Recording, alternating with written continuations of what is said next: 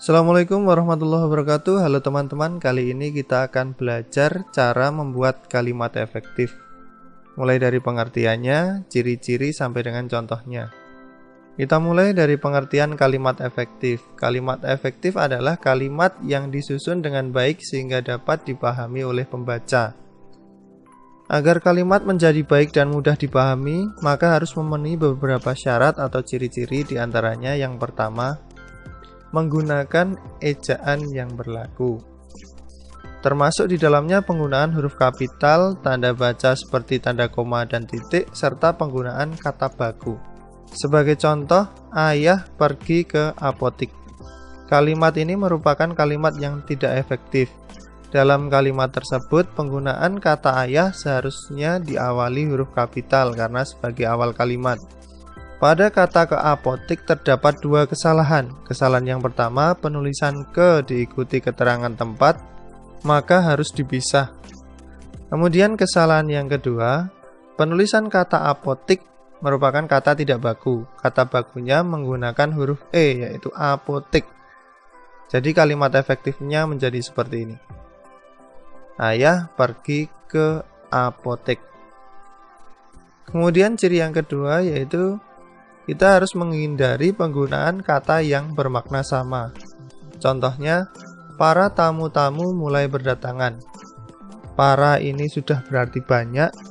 Begitu juga dengan kata tamu-tamu juga menunjukkan bahwa tamunya lebih dari satu. Berarti ini juga menunjukkan jamak.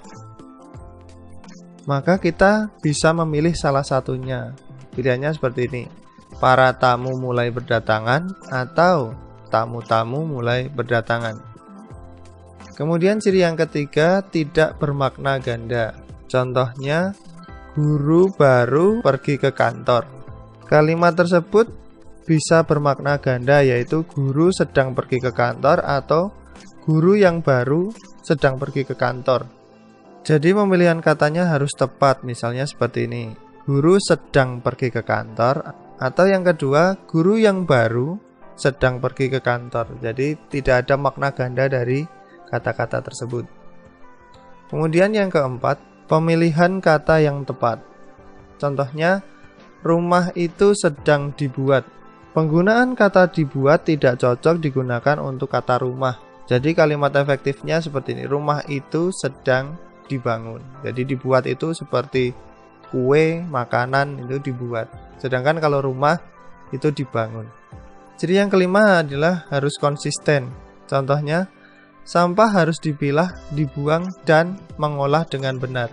Penggunaan kata mengolah menggunakan imbuhan yang tidak konsisten dengan kata-kata di depannya. Karena yang di depan itu menggunakan imbuhan di, sedangkan pada mengolah menggunakan imbuhan me. Jadi kita ubah supaya lebih konsisten dari depan sampai belakang menjadi seperti ini. Sampah harus dipilah, dibuang, dan diolah dengan benar. Kemudian ciri yang keenam adalah kita harus menghindari kata depan di awal kalimat. Contohnya, bagi semua siswa diharapkan masuk kelas. Kata bagi bisa kita hilangkan, jadi bisa seperti ini. Semua siswa diharapkan masuk kelas. Ini maknanya lebih tegas. Kemudian ciri yang ketujuh, tidak bersubjek ganda. Aldo demam sehingga Aldo tidak dapat masuk sekolah. Di awal kalimat sudah menggunakan kata Aldo, tetapi di tengah kalimat kata Aldo diulangi kembali. Jadi sebaiknya Aldo yang ada di tengah kalimat ini kita hilangkan saja. Menjadi Aldo demam sehingga tidak dapat masuk sekolah. Kemudian ciri yang terakhir yaitu penggunaan konjungsi yang tepat atau kata hubung yang tepat.